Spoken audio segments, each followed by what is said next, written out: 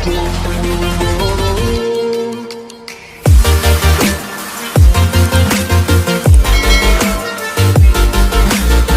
Everyone, welcome back to Vijay sir academy.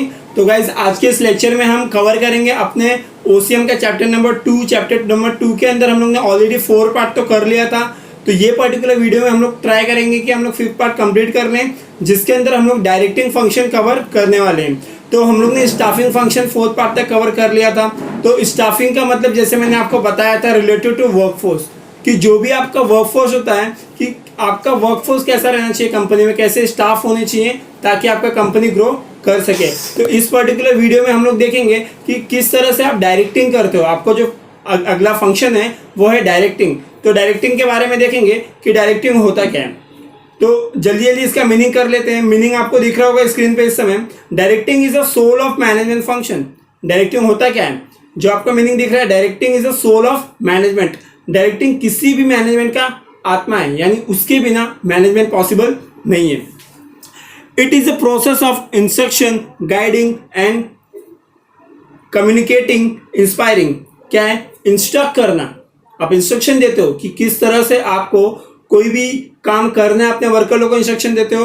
उसके बाद आप क्या करते हो? गाइडिंग करते हो, गाइड देना उसको।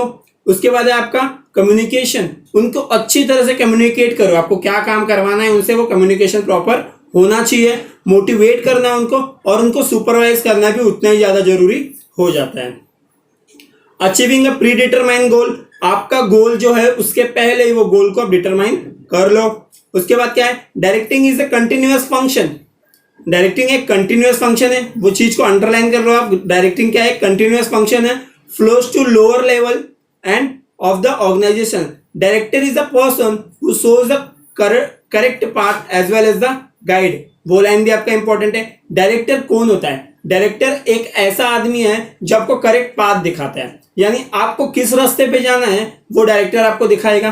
तो आपको आगे उससे जाना, उस पाथ पे आपको अचीवमेंट के लिए, गोल अचीवमेंट के लिए। Guide the employment in solving the problem. Problem solving सबसे ज्यादा इंपॉर्टेंट है।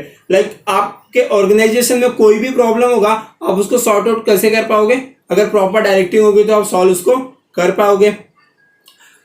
A few philosopher called directing as a life spark of enterprise। एक बोलते ना, एक चिंगारी है। जैसे कि आप अगर अच्छी डायरेक्टिंग करते हो तो आपका ऑर्गेनाइजेशन अच्छी तरह से ग्रो हो सकता है।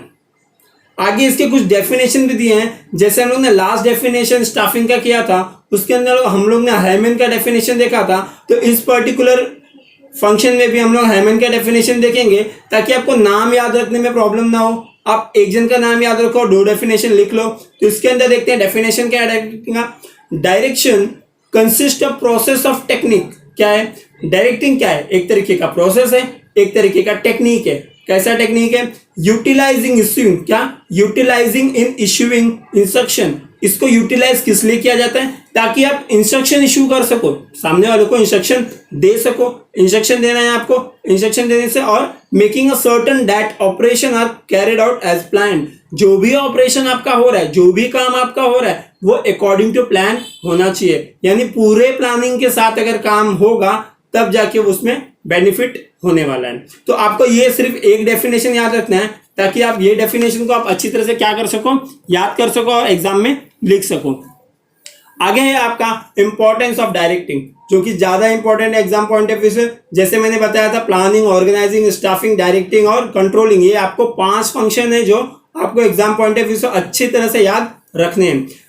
देखते हैं पहला इसका डायरेक्टिंग का इंपॉर्टेंट क्या है। Initiate action. कोई भी एक्शन करते हो, इनिशिएट एक्शन से मतलब क्या है मेरा? जब कोई एक्शन स्टार्ट होता है, जब भी आप कंपनी में कोई चीज स्टार्ट करते हो तो उसे बोलते हैं इनिशिएशन ऑफ एक्शन। एक्शन को कैसे आप स्टार्ट कर लेते हो, क्या ये देखेंगे। Directing is a function which support activate the plan with the help of employ. Employ के हेल्प से आप किसी भी प्लान को सपोर्ट करते हो, उसको बोलते हैं डायरेक्टिंग। उनको करना क्या है ये आप डिसाइड करके उनको बताओगे। Every action initiated through timely direction. जो भी एक्शन होता है वो कैसे इनिशिएट होता है? टाइमली डायरेक्शन होना चाहिए उसका। Proper instruction are given to the subordinate while completing their assign task. जो भी उनको टास्क आपने असाइन करके दिया है, जो भी उनको काम आपने दिया हुआ है, उसको आप क्या करोगे? प्रॉपरली देखोगे कि काम अच्छे समय पे, अच्छे टाइम पे और अच्छे से हो रहा है या नहीं हो रहा है।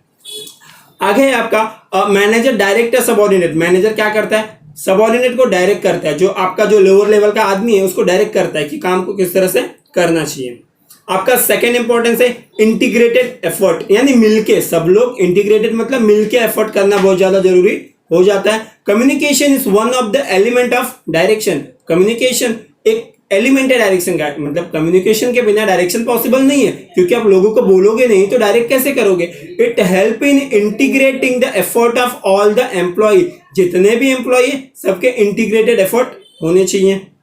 Achievement of the organisational goal, integration of effort is possible through persuasive leadership. मतलब एक अच्छा लीडरशिप होना जरूरी है इंटीग्रेटेड एफर्ट के साथ। And effective communication towards the accomplishment of goal.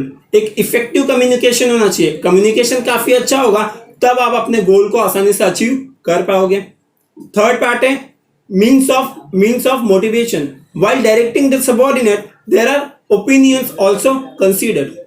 एक अच्छा ओपिनियन होना बहुत ज्यादा जरूरी है अगर आप डायरेक्शन दे रहे हो तो। Manager identifies the potential and abilities of the subordinate. Manager क्या करता है, सबऑर्डिनेट पोटेंशियल देखता है कि उनके अंदर कितनी कैपेबिलिटीज है, वो चीज को उसको देखना जरूरी है। उनके अंदर कैसा हुनर है, कैसा स्किल है, वो सारी चीजों को देख के वो आगे चलता है। आपका फोर्थ पार्ट क्या है, प्रोवाइड स्टेबिलिटी। स्टेबिलिटी क्या है, stability plays a significant role. Stability मतलब स्थिरता। आपके ऑर्गेनाइजेशन में स्थिरता आनी बहुत ज्यादा जरूरी है। Effective leadership, communication, supervision and motivation develop the corporation. ये सारी चीजें अगर अच्छी इफेक्टिव लीडरशिप होगी, अच्छी कम्युनिकेशन होगी, अच्छा सुपरविजन होगा तो आपका कोऑपरेटिवनेस क्या होगा, डेवलप हो सकता है। Various part. फिफ्थ पॉइंट है आपका कोपिंग अप विद चेंजेस। जैसे जैसे मार्केट में चेंजेस आता है उनके साथ आपको कोप अप करके चलना है, यानी उनके साथ आपको चलना है। क्या है, factors of business environment is always changing. जो बिजनेस एनवायरनमेंट के फैक्टर है वो हमेशा क्या होते हैं, चेंज होते रहते हैं। Adoption of the environment change is necessary. जैसे जैसे चेंज एनवायरनमेंट में हो रहा है वैसे वैसे आपको खुद को भी बदलना पड़ेगा, आपके बिजनेस को भी बदलना बहुत ज्यादा जरूरी हो जाता है। With the help of motivation, proper communication and leadership. अच्छा कम्युनिकेशन होगा तो एक अच्छा लीडरशिप भी होता है और अच्छा मोटिवेशन भी लोगों को मिलता है। For example E filing, use of the robot at the work place. E filing use करते हो आप, लाइक कंप्यूटर में सारी चीजें आप करने लगे हो।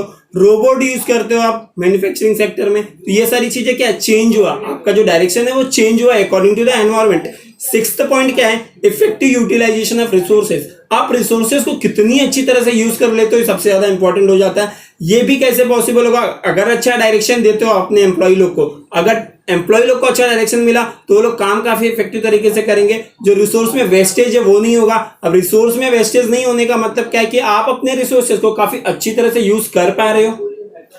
यही इसके अंदर लिखा है, अच्छी तरह से मशीन, मटेरियल, मनी, वो सारी चीजों का मैक्सिमम पॉसिबल वे से आप यूज कर लो। आपका 7th पॉइंट है क्रिएट अ टीम स्पिरिट। मतलब टीम में मिलके काम करने के लिए डायरेक्टिंग बहुत ज्यादा जरूरी है। अगर अच्छा डायरेक्टिंग होगा तभी आप टीम में मिलके अच्छी तरह से काम कर पाओगे, ग्रुप एफर्ट डाल पाओगे उसके अंदर। Plays a vital role in the success of the employment. जो भी आपका ऑर्गेनाइजेशन है उसके सक्सेस के लिए सबसे ज्यादा इंपॉर्टेंट है कि आप टीम स्पिरिट आपके अंदर है, आप सारी चीजें ग्रुप में मिलके कर सको। Manager as a director plays a very important role for guiding and motivation. Guide करने के लिए, मोटिवेशन करने के लिए मैनेजर सबसे ज्यादा इंपॉर्टेंट रोल प्ले करता है। वो अच्छी तरह से आपको, अगर आपको डायरेक्शन नहीं दिया तो आप मोटिवेट नहीं होने वाले हो, आपको प्रॉपर गाइडेंस नहीं मिलेगी। तो इसके अंदर आपका टीम स्पिरिट बहुत ज्यादा जरूरी हो जाता है। 8th पॉइंट है explore the capabilities and individualism. क्या बोलता है, एक इंडिविजुअल का कैपेबिलिटी चेक करना, उनकी मतलब ताकत क्या है, वो कितनी अच्छी से कोई काम कर सकते हैं, उनके अंदर स्किल क्या है, उनके अंदर हुनर क्या क्या है। तो every individual has a various capabilities potential in addition of their formal qualification. उनके क्वालिफिकेशन के हिसाब से कैसे उनके अंदर इंडिविजुअलिज्म है, लाइक कैसे वो अपने काम को अच्छी तरह से कर लेते हैं, वो हम देखेंगे। Direction help in identify and utilise the abilities of the best performance.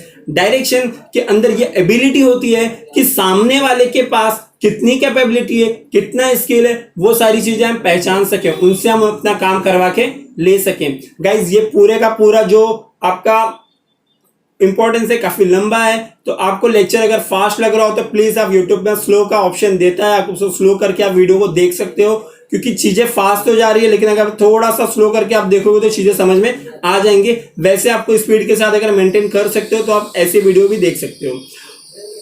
utilize their abilities for the best performance by increasing the motivate them to like a leader. उनको मोटिवेट करना कि कैसे वो एज अ लीडर वो आगे बढ़ सकते हैं. 9 पॉइंट देखेंगे. 9 पॉइंट क्या है?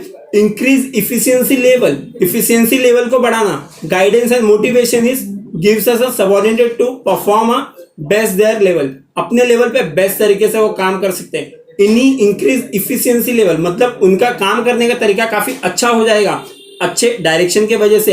Bright leader team spirit is created by the manager as well as the proper technique of supervision. अच्छा सुपरविजन होगा तो उन लोग के अंदर काफी इफिशियंसी आएगी. वो लोग काम अपना टाइम पे करेंगे यानी इफिशियंसी ओवरऑल वर्क में आ गई. 10 पॉइंट क्या है? कोऑपरेशन. कोऑपरेशन मतलब मिलके काम करना.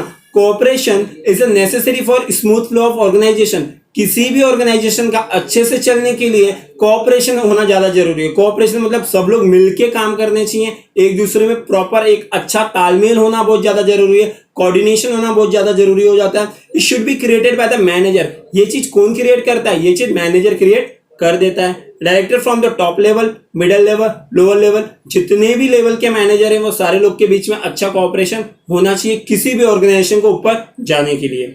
तो ओवरऑल डायरेक्टिंग का जो आपका फंक्शन है किसी भी ऑर्गेनाइजेशन के लिए भी इंपॉर्टेंट है और आपके एग्जाम के लिए भी इंपॉर्टेंट है. तो प्लीज इस आंसर को अच्छी तरह से पढ़ लेना ताकि आपको एग्जाम में जो भी आपको 4 फंक्शन है चारों के चारों फंक्शन अच्छी तरह से आने चाहिए ताकि आप एग्जाम में अच्छा परफॉर्म कर सको. इसमें से कोई क्वेश्चन न छूटे. तो अभी के इस लेक्चर में बस इतना ही. मिलते हैं अगले लेक्चर में. प्लीज वीडियो को लाइक कर लेना और ज्यादा से ज्यादा शेयर करना और चैनल को सब्सक्राइब कर लेना. तो मिलते हैं अगले लेक्चर में. तब तक के लिए bye bye. Take care. Be safe. Be at home.